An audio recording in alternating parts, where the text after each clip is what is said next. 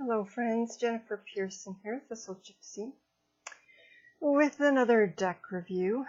So, it's really bad. I get on Amazon to buy sensible things that I need, and I figure while I'm here, I will look at my list. Excuse me, my tarot list, which is diminishing. Which might be why I finally sprung for this out of print deck. So got it used, and the box was just, one corner of it was crushed, and so crushed, I mean it had taken such an impact that the well that the cards were in was also shattered, but the cards are all perfectly fine. And it was from the 80s/90s, 1989 I think it is.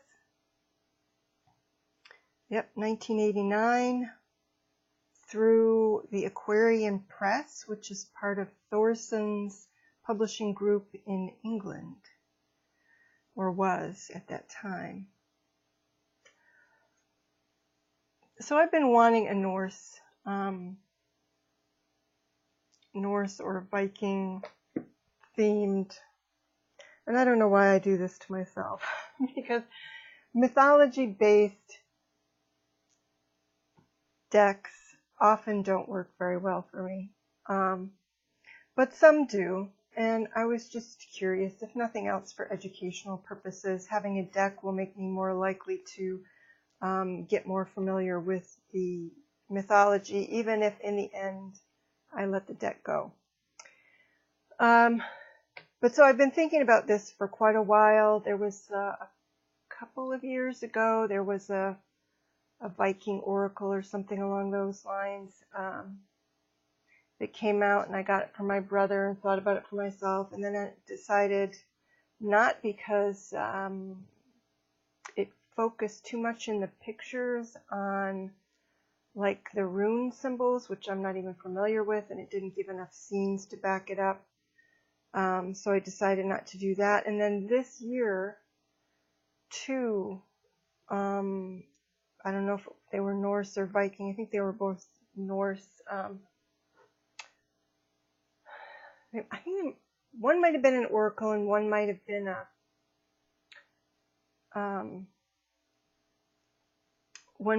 a tarot. I'm sure one of them was a tarot. And I don't know, I decided not on both of them. But while I was initially, back in the springtime, looking, I think I typed in Norse tarot into an image search in Google, and images from this deck showed up, and I thought, well, you know, really, just to be difficult, I like this older deck. I like the artwork better, and so in the end, over the course of weeding out my wish list, I ended up deleting those other two and leaving this one on, and so I finally decided to take the dive and purchase this one. It didn't come in order, but I put it in order just to make sure that all of the cards were there. And then, as I was going to put them away in the bag that I had chosen for them, they slipped. They're very slippery cards. So they slipped all out onto the floor. And they weren't terribly out of order, but even as I picked them up and was starting to put them back together, they slipped. You know. And I thought, all right, this deck just wants to be used. It just wants to be used. So I shuffled it a little bit, and I was preparing for something else at the time, and didn't have the leisure at that moment to just sit down and do like a deck interview spread. But I shuffled it a little bit for when I wanted to see how it would shuffle. And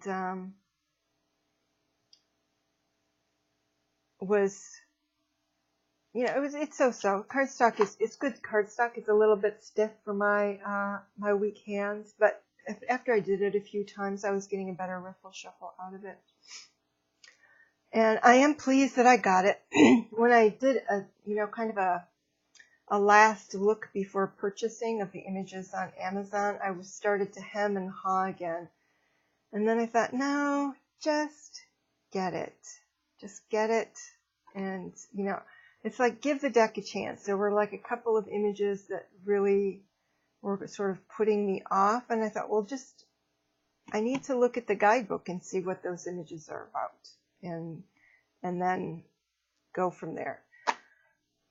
So it's not strict Rider-Waite-Smith, but or Thoth. It might be actually based more on Thoth, and yeah, she's not too far out of reach. If we get to a couple of the cards, I might grab the Tarot Handbook by Angeles Arian, and she based that on the Thoth, and we'll just see if the cards, the different meanings, kind of align with the Thoth deck.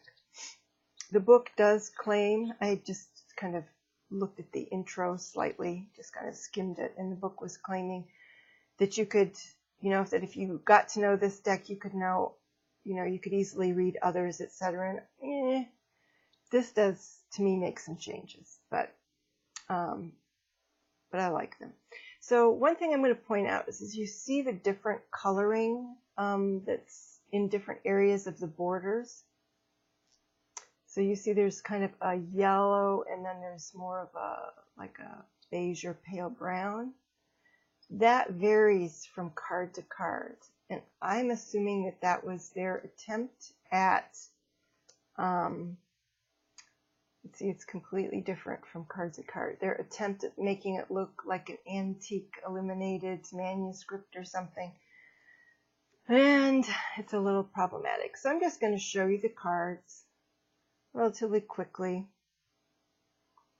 So there's indicating swords, and then the Roman numeral up there. And yeah, so you see it's quite a martial deck.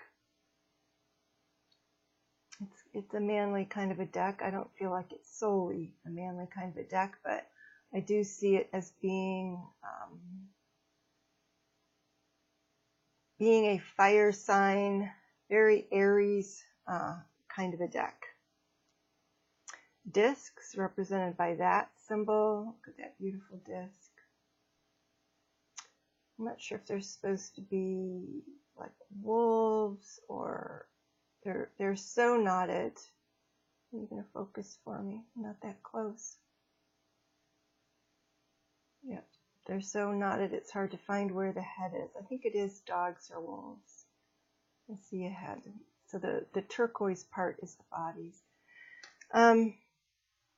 Odin. So on the majors, you have a rune. Each of the majors has a rune associated with them, as well as the traditional tarot. So good old Odin. Isn't that a lovely Odin? I love the Odins in this deck. And this has to be the most beautiful Four of Cups ever. Yeah. Even, the ocean in the background makes a lot of sense. All that water and none of it to drink. Oh, did you hear that moaning? That's Rufus moaning. There's discs again. Now, I don't think on the minors that they talk about who that would be. I think, let's take a look. So, discs, where's the king? Do they associate? Oh, I just call him a king. So, and just FYI, here is the king of discs. And it's very brief for the minors. It just says the king holds his shield high above his head. Behind him, a rocky outcrop has become overgrown with grass and trees. Interpretation: a reliable man, both steady and methodical, cautious, taking time to come to a decision, patient. Reversed meaning: materialistic, grasping, insensitive to change, dull-witted and slow, ignorant of art and beauty. So that's what that says. One of the things that's really interesting, at least in discs is that through the quartz, behind the prince, which is the younger, in a lot of decks, the princess is the younger figure, and then the prince, and then the queen, and then the king. In this deck, the prince is the youngest one, then the princess, if that's what they call them. I'm not even sure if they call them that. Yep, prince and princess. And then the queen, and then the king. Didn't I just turn to them? So let me see if they're not too far. And there's the queen. Oh, I thought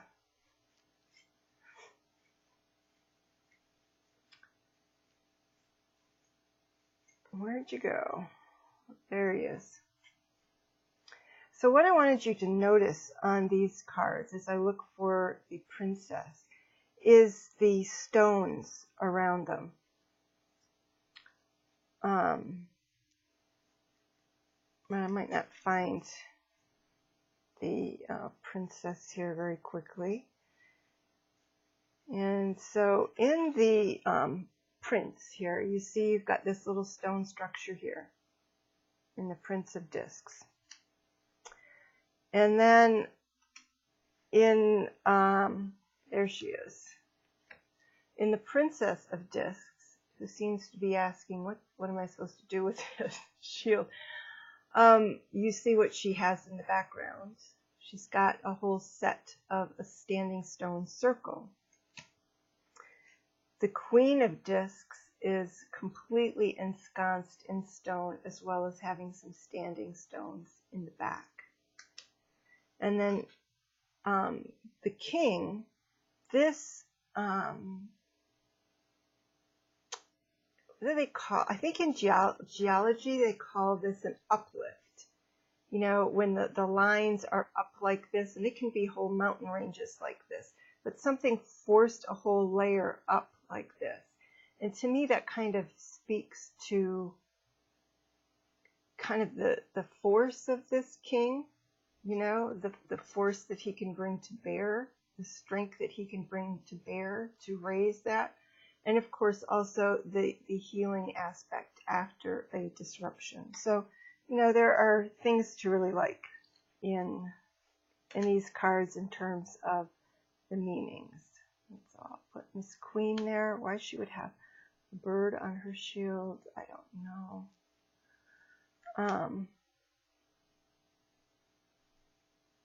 So I quite like the quartz in general in this deck. So back to it. An interesting take on the Hierophant. Well, let's look in here. The Hierophant. In the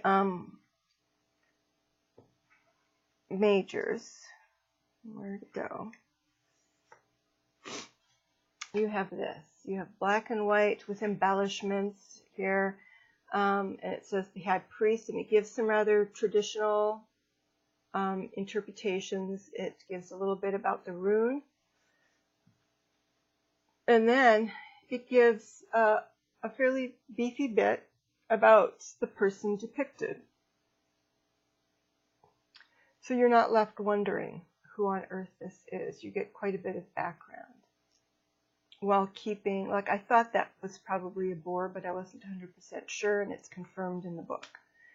So, so I appreciated that.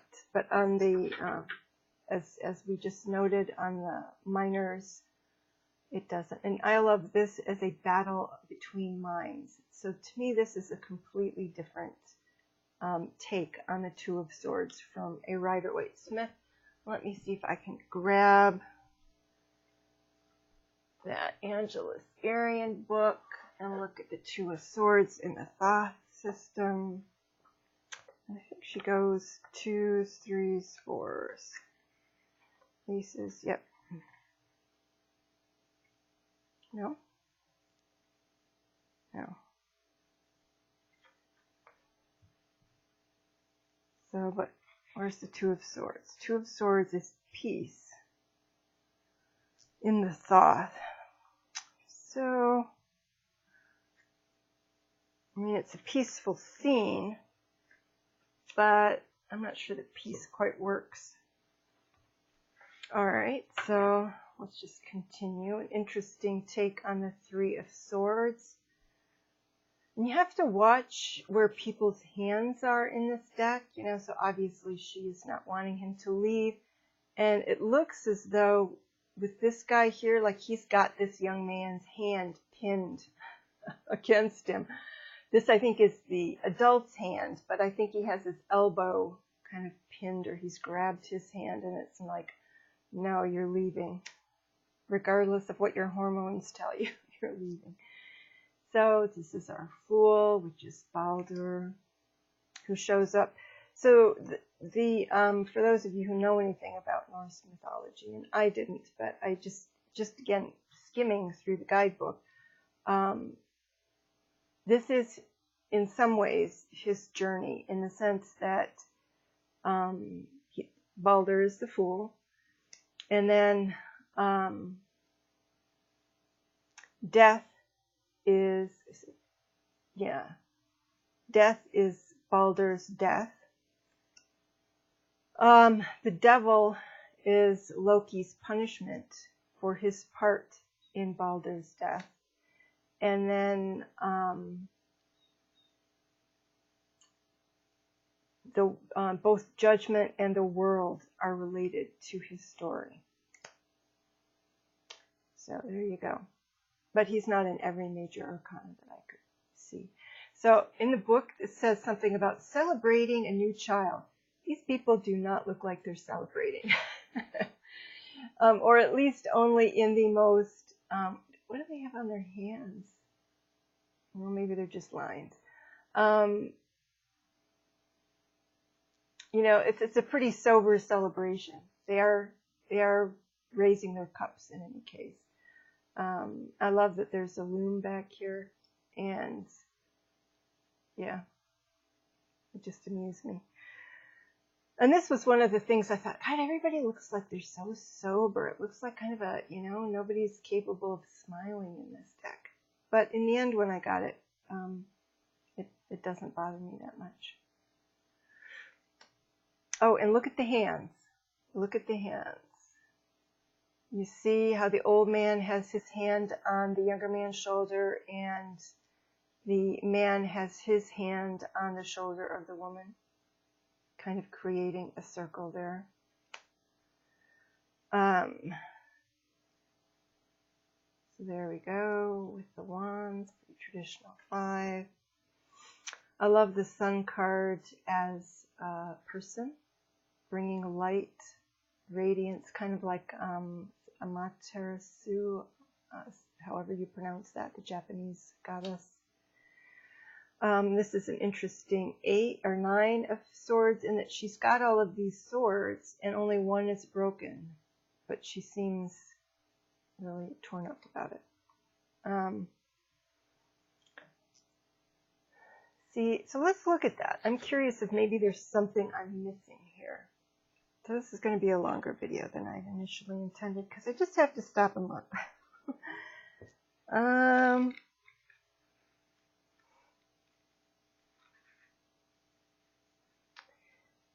Discs. Where's my swords? This book does have a series of spreads in the back. One's an astrological house spread, you know, so nothing groundbreaking, nothing that is directly related to the theme of the deck. Celtic cross, and that sort of thing. It also has kind of some quick references in the back, and it has an index, a bibliography and an index, which is great. So pretty thorough book in that regard. All right, so for the 9 of Swords, it says, the woman weeps, her tears fall upon the cold earth. The swords stand like grave markers. One lies broken on the ground. She has lost all she ever had. I guess that's not what I get from the image, except, of course, that she is naked, which would indicate that she doesn't have anything left. But I don't think that that is how I would interpret that card if it came up in a reading. That's definitely not what it looks like to me. And again, let me do this. Even if it's similar, let me look at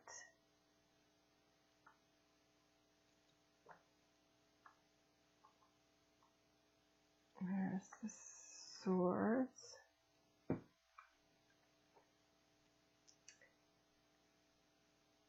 Nine of Swords is cruelty in the thought. So I don't know. Probably like the vision chest, the vision quest. It's just kind of a hybrid. King of Cups, and I love that it's like an offering, an appeal to the gods is what this looks like. So yeah, and there's a difference. It's not as pronounced as in the discs, but there is something of a progression through the court cards in the cups as well. Leaving the Eight of Cups. The Ace of Swords is downward, so that's interesting. And in some ways might make sense in a Viking deck. Makes it a little less martial. This is the 10, a more manageable 10 of Swords than is typical. So again, to me this has quite a different meaning. And in a lot of these wand cards, the wands are spears, not all of them. So it may be that the 10 represents, reaching peace. The Lovers, isn't this a curious Lovers? You've got that wonderful Odin. You've got Freya here. And then you've got you've got a dwarf trying to court her with a beautiful necklace. So it's either that or he's wanting to honor her. But and it's a twist on a traditional. All right, so the traditional deck shows a man and two women, and the man is trying to make a decision. Here you have a woman and two men, well, a man and a dwarf, a male dwarf, and so she's looking. But again, look where his hand is. He's bringing her along. His hand is at her waist. That's very interesting. So, yep, Thor and his hammer for the Chariot. This moon I'll have to read further about. This is a figure in Norse mythology. The Builder as the Four of Wands. This is really curious. This strikes me very much as sort of honoring the feminine. And I don't know that is, and I'm not sure what's in her hand. It's a comb. I'm guessing it's a comb. And why, I don't know why that's significant, why it would be in there. So this is the Six of Pentacles. So normally this would be, the exchange of, redistribution of wealth. I'll put it that way. In the Rider-Waite-Smith, let me look at the Six of Discs in the Angelus Arian book.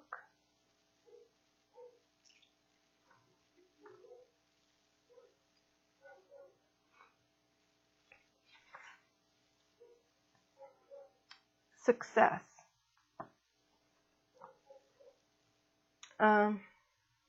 So I don't know, when you're successful you share, could be, but let me look in here.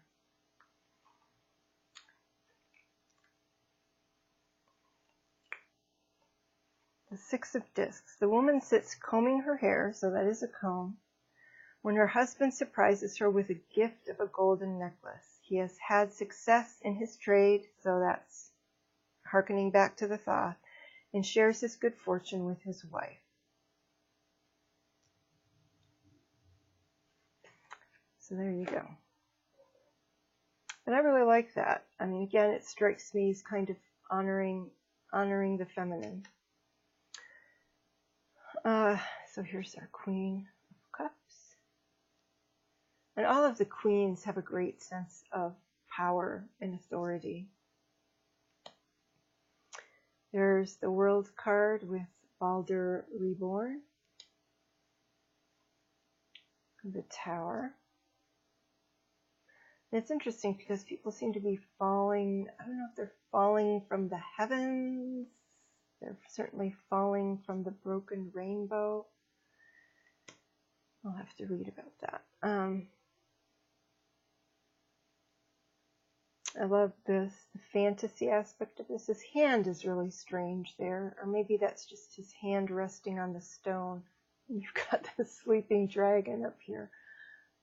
Anyway, kind of a fun take on this card, and you know, a very whimsical looking dragon. So kind of, it's almost like a little comic relief from some of the dour aspects of the deck.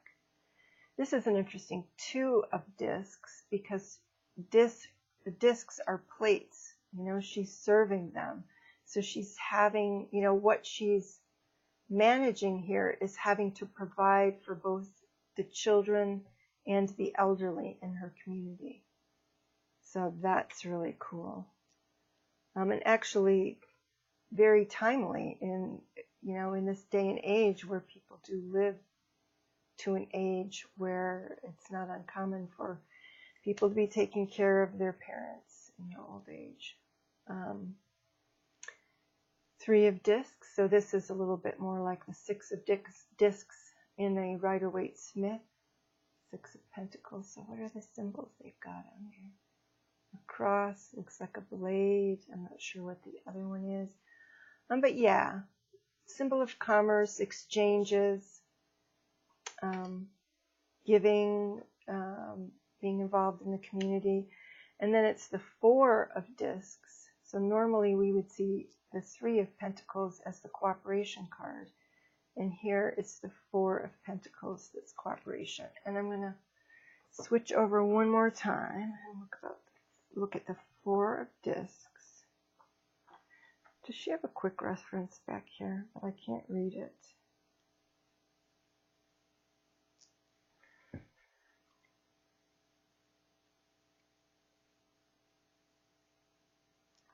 What are we looking for? 4 of Pentacles. And, you know, in the thought that is called discs. So 4 of discs. Well, power.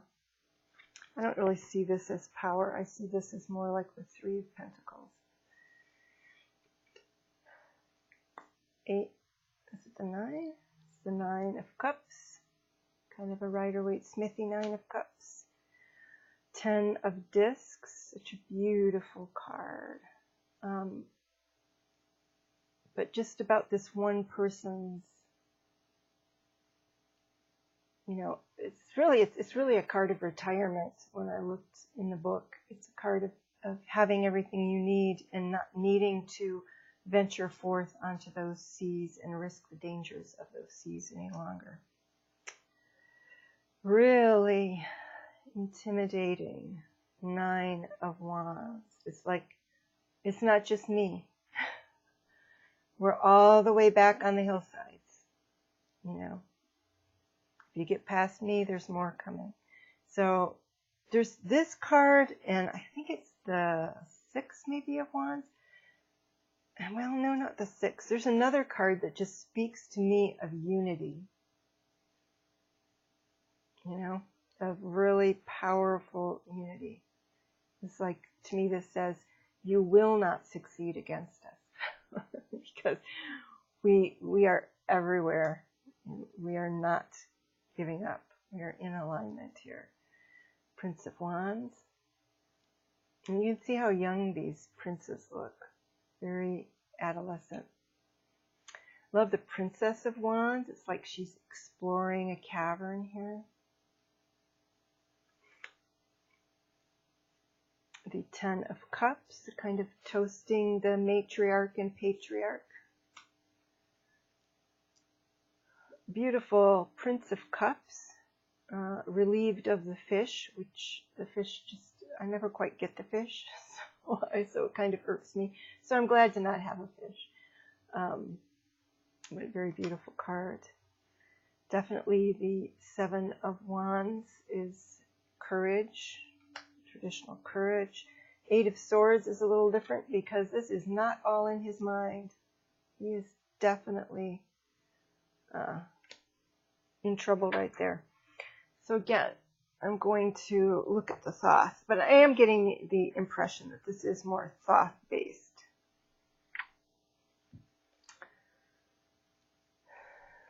These swords.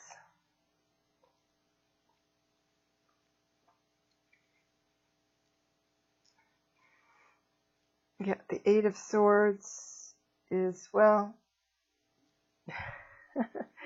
no, the Eight of Swords and the Thoth is actually kind of similar to the, this is the 8 or is this the 7? Yeah, it's the 8. In the Rider-Waite-Smith, because it's interference, but it's mental interference.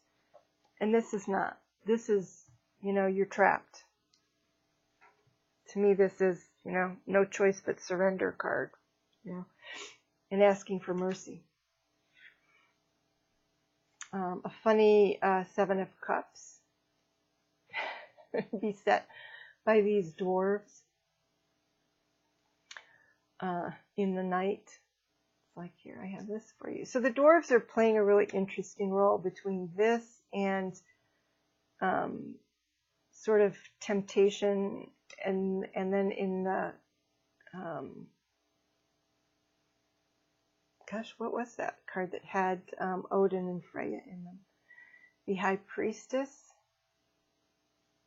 which is, I think, Frigg. The Empress, which is Freya. And in the book it said that she is head of the Valkyries or something. I think I hadn't realized that. But anyway, yeah.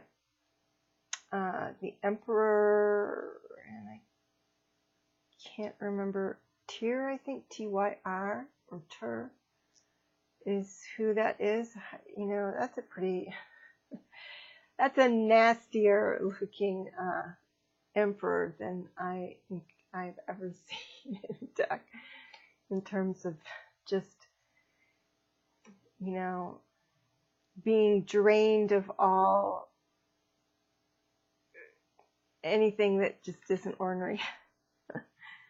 The Queen of Wands, what an impressive Queen of Wands.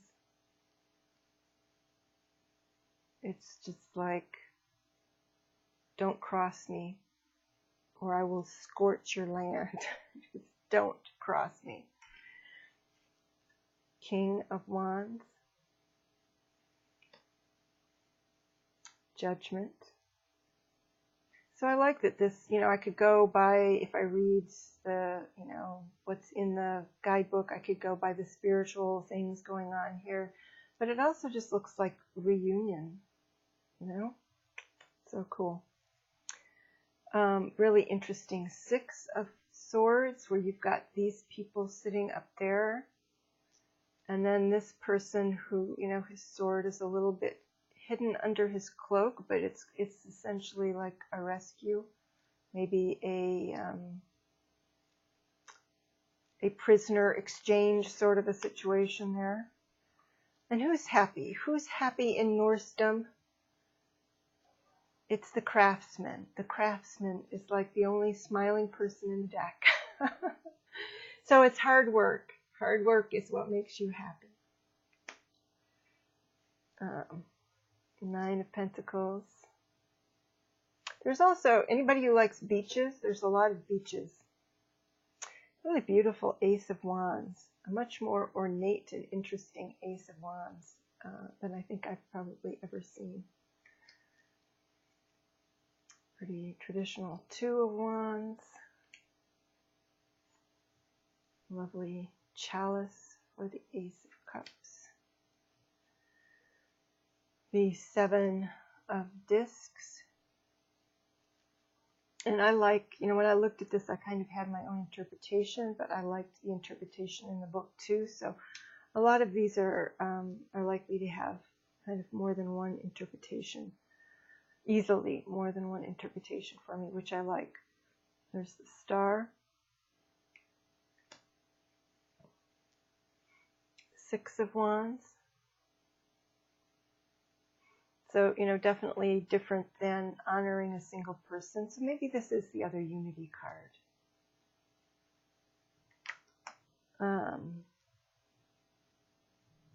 4, you know, definitely a recuperation being seen here. 5 is a little less painful than normal. It's like he's trying to recover. He might even lose the one that's in his hand, but he keeps losing his cups. 6 of Cups. I've seen this sort of 6 of Cups before, but I think it's in a deck that I ended up letting go of.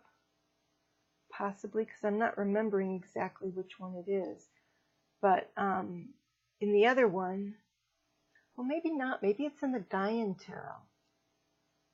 But you had like 2 old people sitting on a bench, an old couple sitting on a bench, and then you again had 2 children playing it. It was clearly the old couple when they were younger, or, you know, was bringing that to mind. And again, here you have the red boy child and the red-haired man, although he's a little androgynous looking there. And then you've got the blonde woman and the blonde girl. So there's generational stuff going on here, but it can also indicate people who became a couple after being friends as children, a very long history.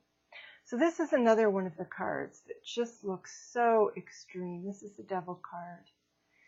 And this is supposed to be the punishment of Loki for setting up the death, of Loki, for setting up the death of Baldur.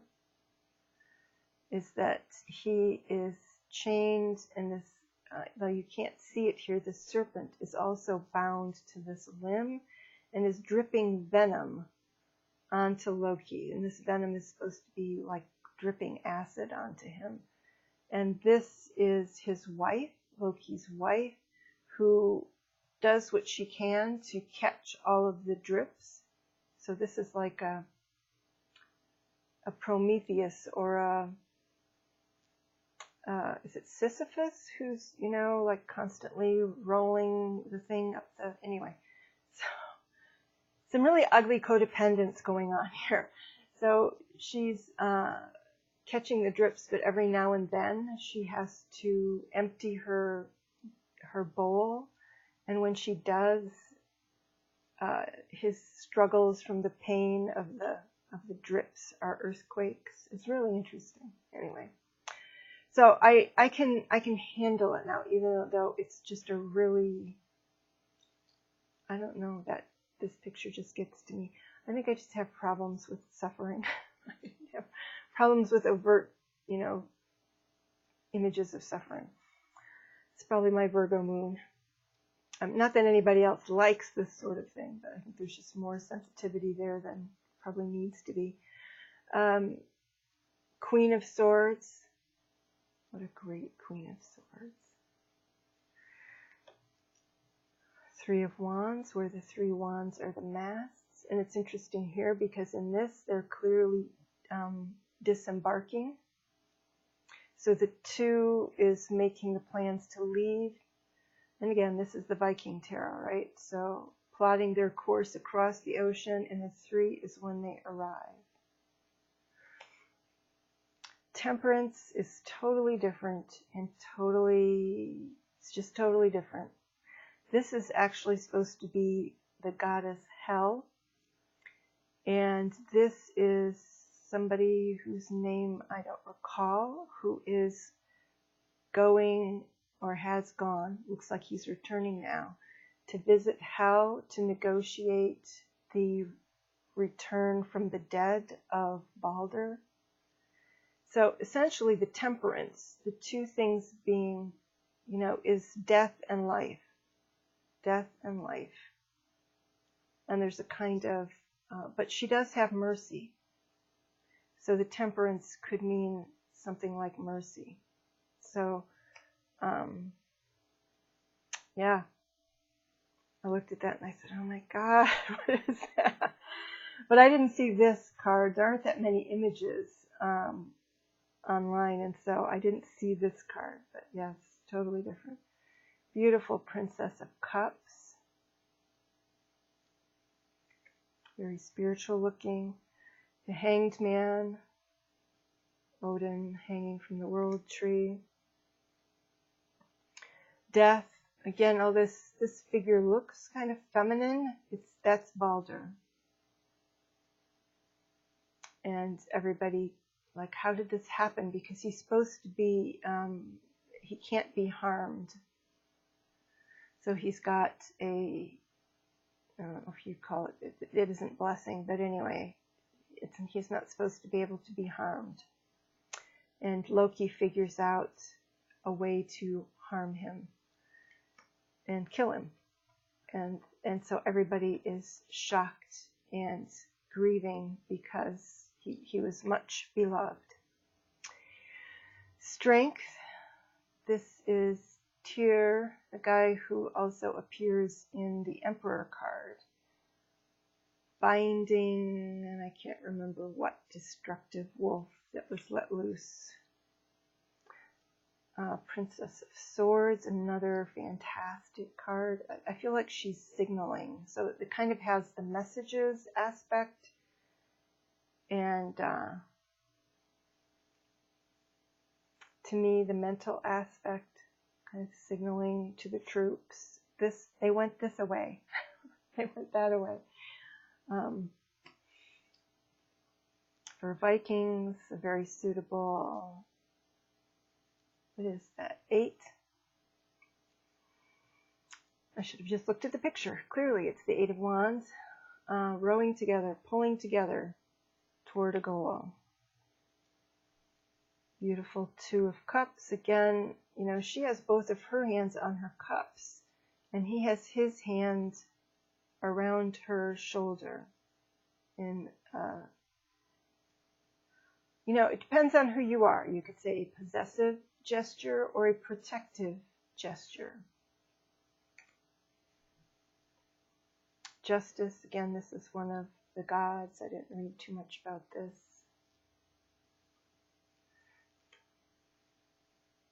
An interesting King of Swords. You know, it doesn't look nearly as grim as the Emperor. In fact, you know, it looks like he's kind of resting his chin on a rock and is like overlooking and strategizing, and he has his sword behind him at the moment. So I just think this is a very evocative King of Swords. Kind of an amusing 10 of Swords. We get to miss out on the gruesome aspect, but it's like there's something wrong with having that many swords. You just, you know, it's almost like insecurity. It's like, yeah, you've got 2 in your hands and you're afraid you won't be able to handle them well enough to. And so you have to have all of these backups, which undoubtedly are going to hinder you in the moment of battle, you know. Anyway, the Hermit is really different in that he's signaling others. You know, there's a sword there, but it's down.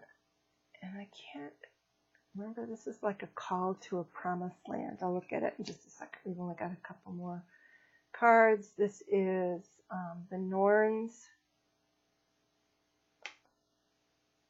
And a pretty traditional 5 of Pentacles, where they're kind of missing the pentacles in the snow.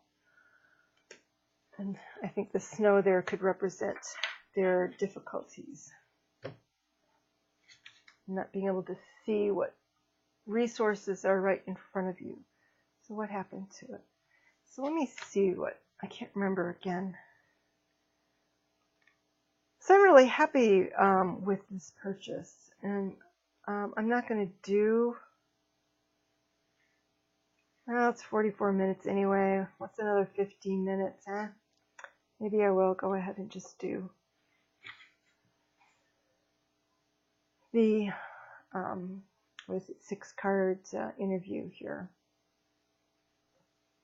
The Hermit is Heimdall. It says Heimdall was the guardian of the gods. He watched unceasingly over, I don't know if it's Bifrost or Bifrost, the rainbow bridge that linked the earth and the realm of the gods. So to me, this is almost more Hierophantish. So in the interpretation, it says warnings and advice and need for caution, withdraw, isolation, foresight, guidance, wisdom.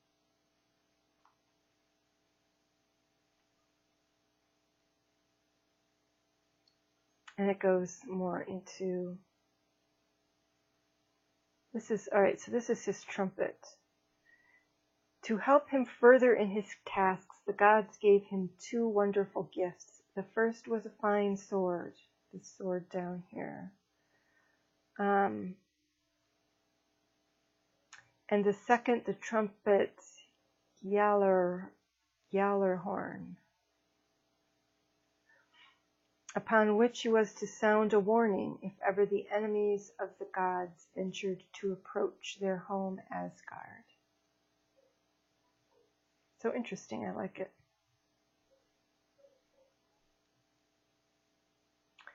And he says that the checkered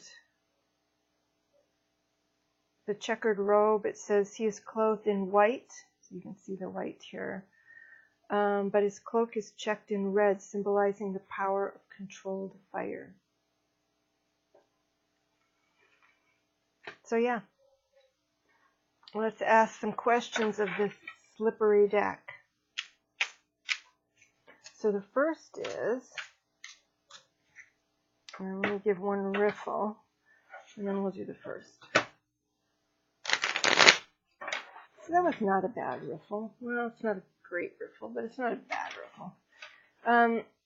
So how would you describe yourself? So we're just going to take it. Oh, it's a poverty-stricken. I think it sees itself as the coins that are being overlooked. An overlooked deck. Yes. It has been overlooked. I think it's a lovely deck. I'm very glad to have it. What is the deck's opinion of me?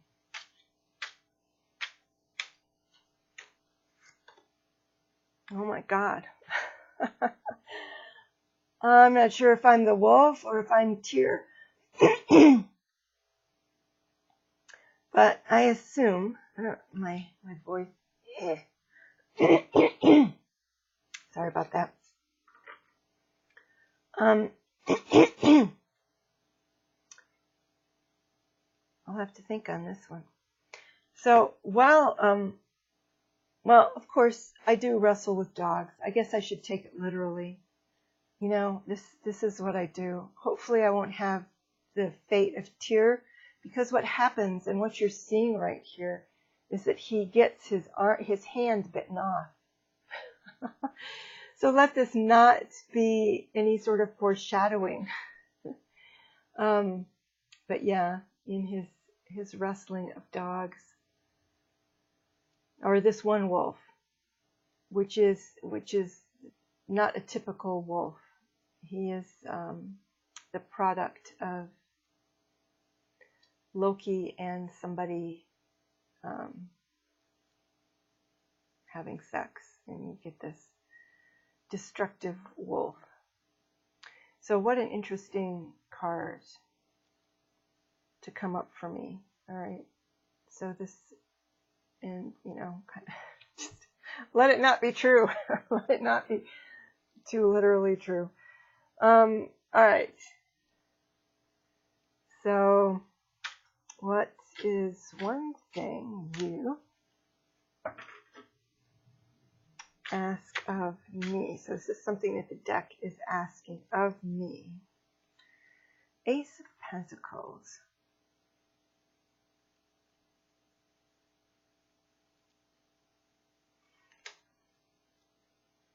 You know, it's interesting to me. This is one of those coins with a hole in the middle that people kind of wear.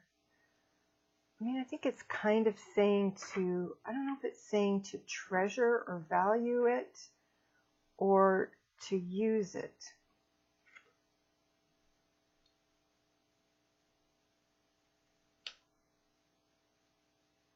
I'm not sure. How will you challenge me?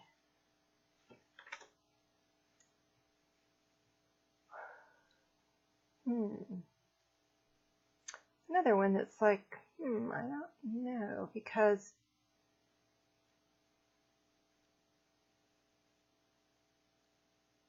I don't think, so this again is like a card of retirement, like the battles are over.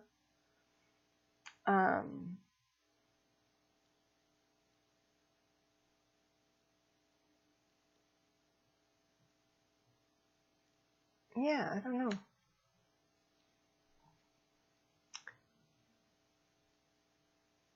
He's kind of looking back on a time when he was going through difficulties but cherishing his, the ease of his life. I don't know how a deck can challenge you by being too easy to read with. That seems sort of like what it's getting at. So maybe this is just saying there won't be a challenge. What is the potential outcome of our time together? The Fool. So again, maybe it will be kind of light and easy. I mean, I don't think that this is a deck for light readings. That'll be the next question. But yeah, I take this as a positive card to come up in this position. And between these two,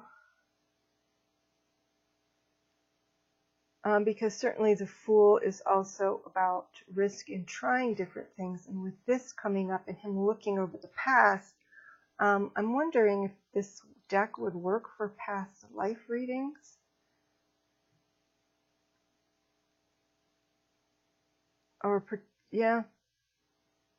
Or anything else where you're trying to determine the past. Or, I don't know. I feel like there's a suggestion there, but a light suggestion. Nothing I feel compelled to jump right into or something. What readings do you enjoy the most? Happy readings. Wish fulfillment readings.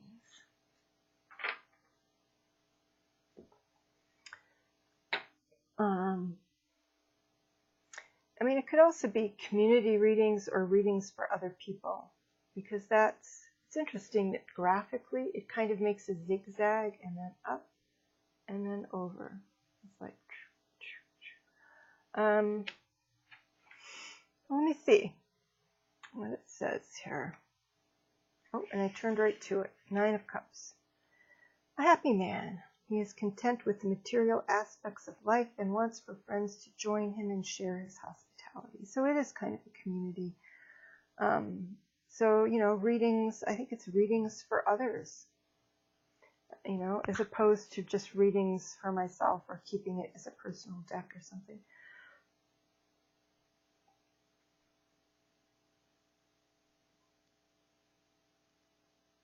It could also be about to phrase questions when I use this deck toward, what will bring you the most happiness, as opposed to using it as a shadow deck. Interpretation, it says satisfaction with one's achievements in life, contentment, generous and sociable, continued happiness in the future.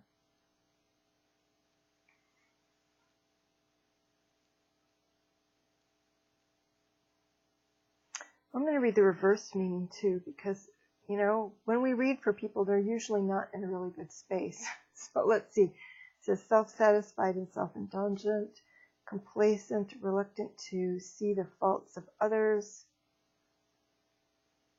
over generosity, or conversely, a complete lack of generosity, selfishness. I don't know. But again, I don't take these interviews super seriously. I find them really curious, and sometimes they do impact. It's nice to be sort of like you know, that was quite a recognition right there. And the funny thing is that yesterday I did have a battle, thankfully not with a wolf, but with a small dog, that in which part of my goal was just to not get bitten. So it's kind of funny. But I was not in any danger. So yeah, there it is. The Norse Tarot by Clive Barrett, 1989. I have no idea if it was ever reprinted, but I think a shame if not. I think it's a great deck, a cool deck. Glad to have gotten it as my Norse Tarot to learn about it, and I think it's very usable. I think it's very usable straight out of the box. All right, everybody, take care. Bye-bye.